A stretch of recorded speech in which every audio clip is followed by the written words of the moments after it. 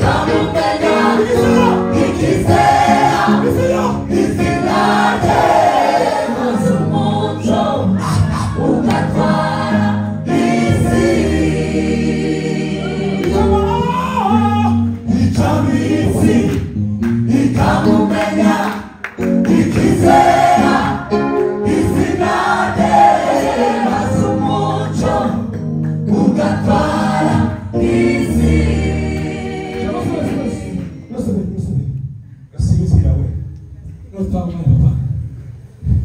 turakwegereje.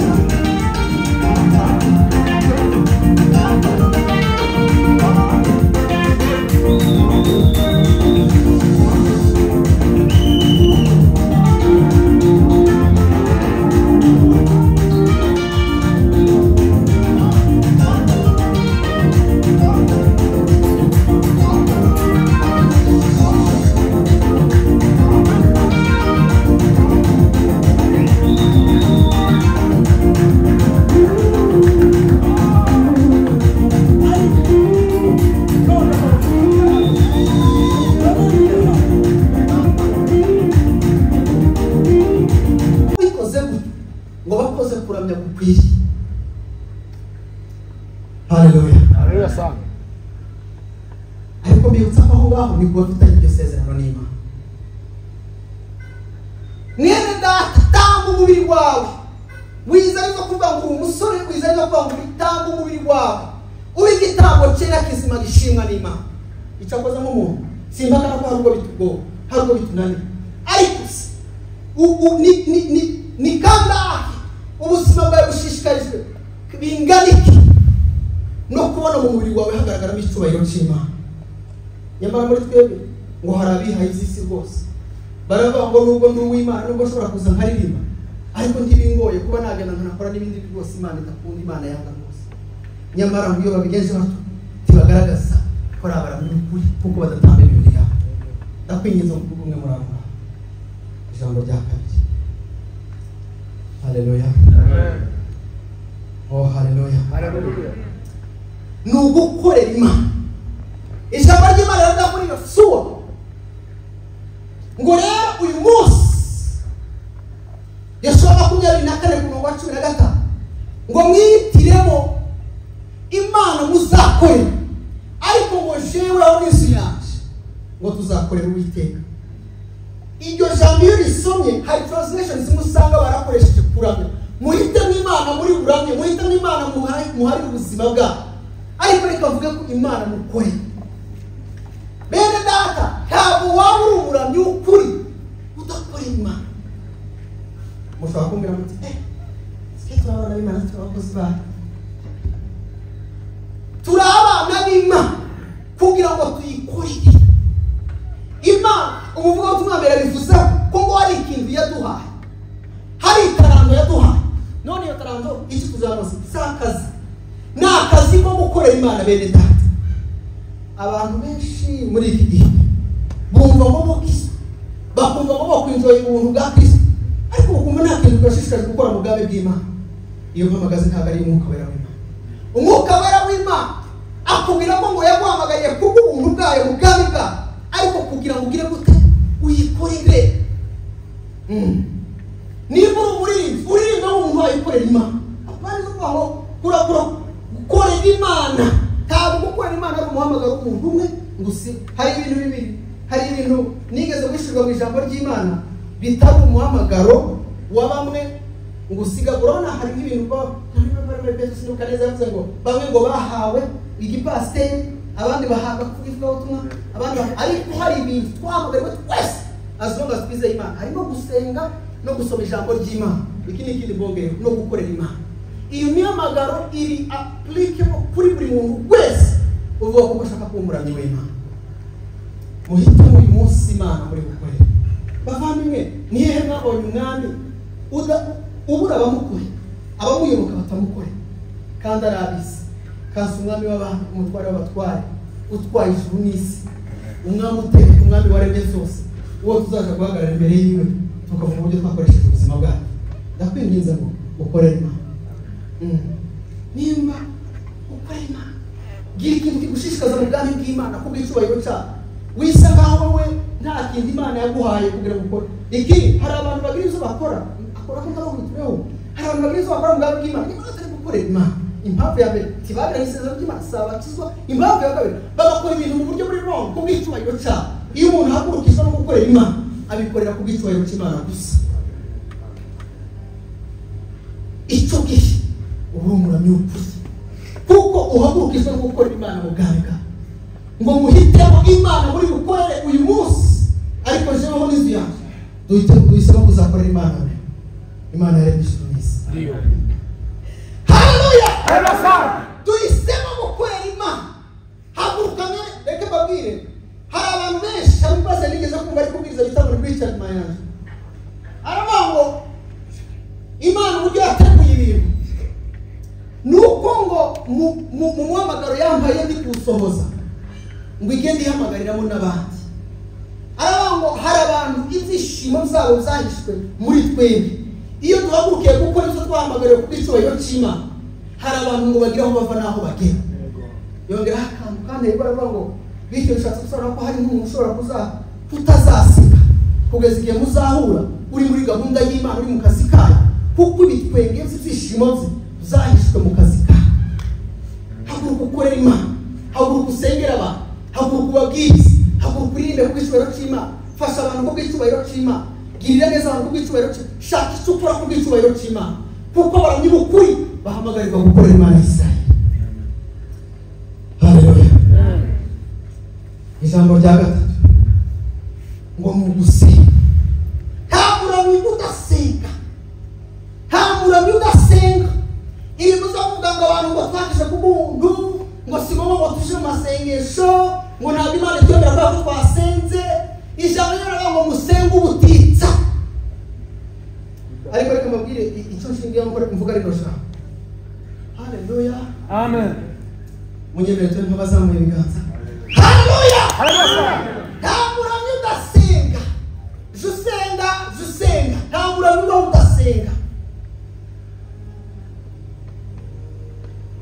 Baravuze ngo uburyo Imana yadushiriyeho bwo kumenya amakuru ayiturukaho ni mu ijambo ryayo no mu masengesho. Iyo utabipractice uba wumva uzamenya icyo Imana ivuga gute. Hanyuma ngo tukaje imbere y'Imana tukayibwira ibyuzuye imitima yacu, kandi tuzi ko Imana ibitwuzuye ibizi tutarabivuga, ariko tukaba bakene ko gushaka kumenya ibyuzuye umutima w'Imana binyuze mu ijambo ryayo no mu masengesho, kuko turabikeneye tubizi, ariko niyo tutayibwira ibitwuzuye byo ibizi. Ariko mureke mabwira icyo shingiye. Ijambo ry'Imana ngo Pawulo ngo yageze ahantu ngo asanga ngo bafite ibicaniro byinshi. Ijambo ry'ikinyarwanda riravuga ngo nasanze bo muri abantu b'abayoboke cyane bashishikajwe n'ibintu by'idini, very religious people. Ariko ngo hari urutambiro gasanze mwaranditseho ngo n'urw'Imana itabema, ngo iyo musenga mutayizi.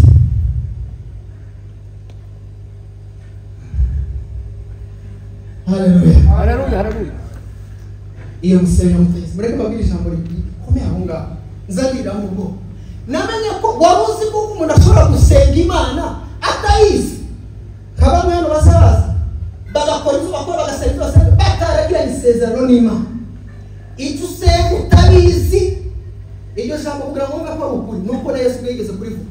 Yigeze kubwira umusabanyakazi bahuye byaje mu turi gusorezaho, aravuga ngo mwebwe wo musenga izo mutazi, ariko twebwe abayuda ngo dusenga izo tuzi, kuko mu masezerano turuka iwacu. Yesu yabwiye umuntu ngo mwebwe musenga izo mutazi, bivuga ngo hari possibility y'uko umuntu yaba mu bintu byo gusenga ariko asenga ibintu atazi.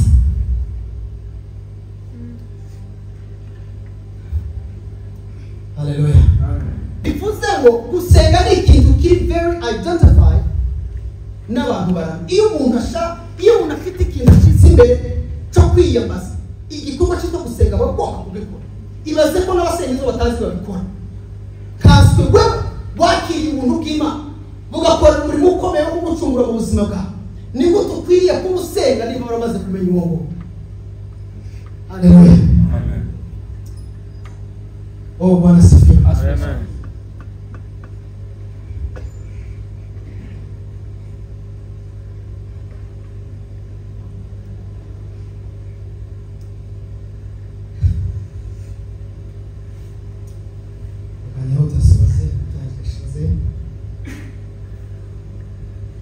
Ukundi kuntu dushobora kuramya n'Imana ni uburyo bwo kuyivuga imyato.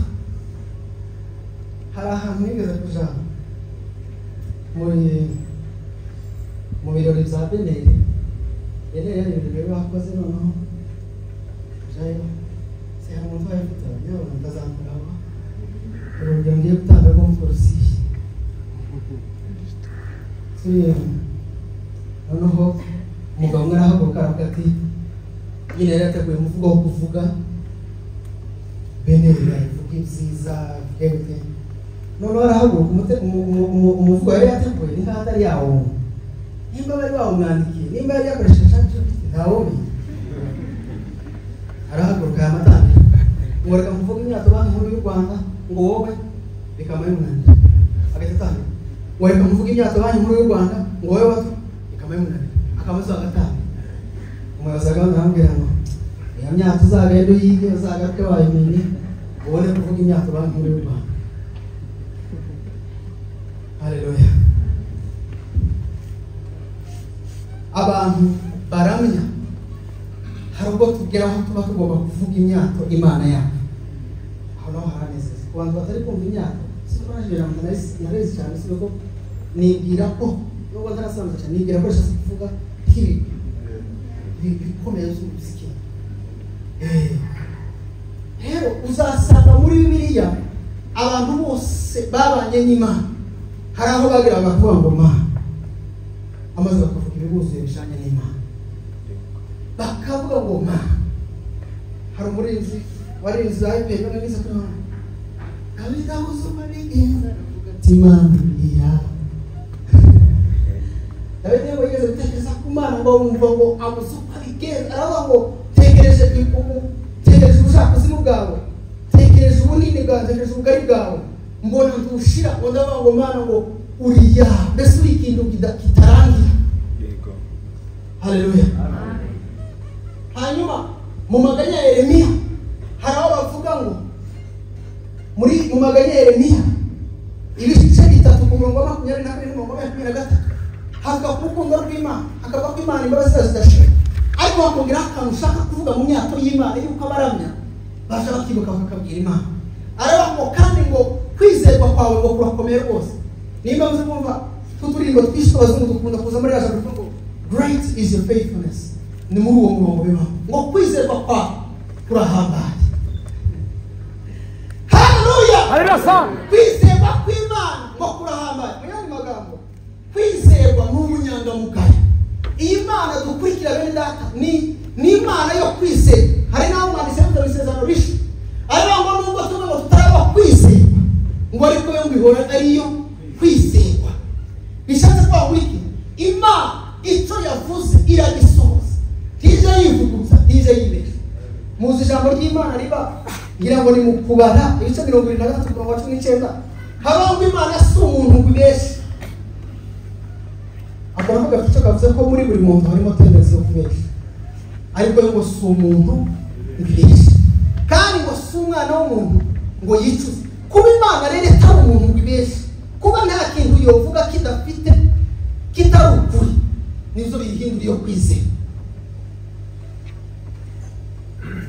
haleluya bene Imana yacu niyo kwizera kwizerwa kwayo Bibiliya yagiye kuvugaho mu buryo butandukanye kugeza ubu hari uko yavuze ngo yakuvugaho n'iteso zingingo haba ngo Imana yacu ngo niyo kwizerwa ngo kandi bikiranukira kutubabarira no kutwezaho ibyaha zacu zose haleluya amen ibyo jambo rishatse kuvuga rishatse ko Imana ariyo kwizerwa ku buryo ngo isezerano ryayo ryo kubabarira umuntu wiha irihagararaho kugeza n'uyu munsi wa none bishatse ko uyu munsi uhindukira Imana kuvuga ngo ubuzima bwanjye Mana ngene kuko bumera nk'uko umurami w'ukuzi ngiviza izaza Imana niyo kwizerwa ikirangira kutubabarira rwose no kubeza izaza haleluya haleluya oh Bwana sifiwe amen rero ijambo ry'Imana rikavuga yuko tuba dukwiriye kuvuga imyato y'Imana hari ikintu Pawulo yavuze ku Mana cyiza kivuga ngo Imana musenga mutazi ntabwo ari Imana ikorerwa n'abantu n'amaboko y'abantu ako kantu mureke nkavuye ko kaza kanezeza cyane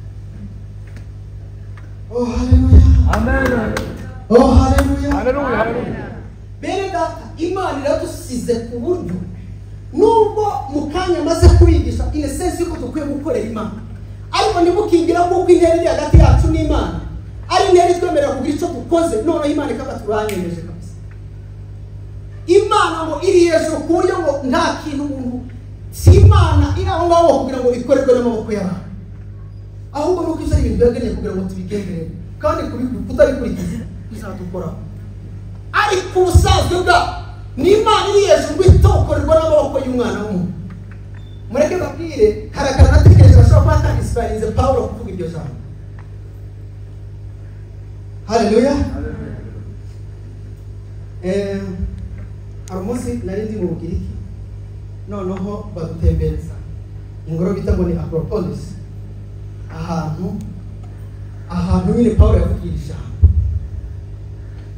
noneho ngo badusobanurira Imana baramyaga aho hantu ukuntu ari nyinshi batwereka ibitambiro zayo ibiki zose batubwira ukuntu abantu bakera bubakaga ku rwego rukomeye noneho icyo nasa kuvuga ni inzu twari turimo mushobora no kubigurira mukabibona site ya Acropolis muri Athens muri Greece mushobora kuyibona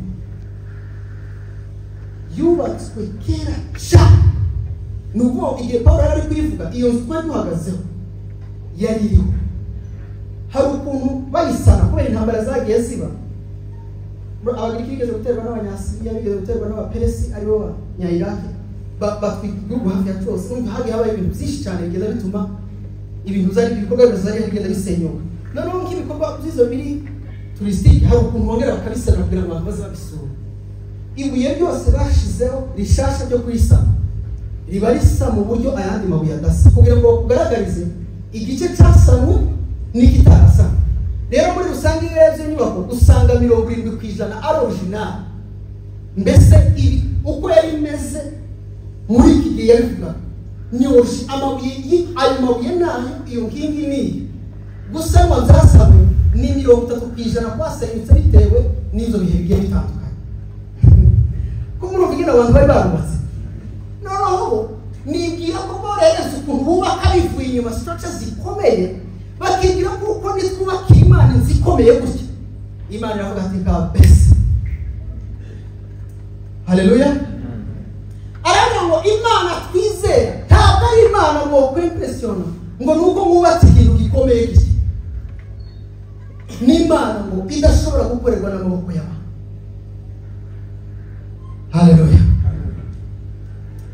Ndavuga ngo Imana twizeye ni Imana ikomeye, ni Imana ihumuje bene data. Izo biducisha bugufi imbere yayo bikatuzana kuri rya jambo Yesu yavuga ngo nimugira n'icyo mukorera imbere yayo nubwo bitunganye rwose ariko mu mujyi ngo twebwe turabakozi b'iki bimburamo kuko tuzirikana kuko Imana si Imana dukora ngo duse nkaho hari ikintu twikozeho gitangaje. Ni Imana izakorerwa n'amaboko yayo. Bwana sifiwe. Amen. Soza navuga ngo ese ni gute Imana cyangwa se Bibiliya igena kuko dukwiriye kurana. Ijambo ry'Imana abaramya Imana ngo bakwiye kurayiriza mu kuri ngo no mu mwuka rukomeye hababwiye. Mu kuri ni ukuvuga ni mu ijambo rya. Mu ijambo rya bishatse kuvuga ni ukuri ko ijambo ry'Imana ribiteganya. Uko ribiteganya ni muri ibi ngibi maze kubabwira. Yuko ukwiriye kubanza kugira isezerano n'Imana. Wamara kugira isezerano ry'Imana ugakora ziriya practice maze kuvuga. Ugatanga umubiri wawe, ugase, ugakorera Imana, ukaramya Imana mu buryo uyivuga, ukegera Imana. Izo practice zose ukazikurikiza, ugakurikiza n'izindi ntabwo z'ijambo ry'Imana rivuga. Ubwo ni guramya Imana mu kuri. Hanyuma ukabikorera mu mwuka. Tubikora n'ibintu za hano mu kimubiri gusa kuko Imana ntabwo yemezwa n'ibintu zakorewe hano mu mubiri. Imana ni umwuka. Turelatinga nayo mu buryo bw'umwuka. Iyo umwuka wacu uri connected n'uw'Imana. Imana muzibagire neza. Reka mujyemere mu maboko dusenge ku ijambo ry'Imana. Itekani muturuka Imana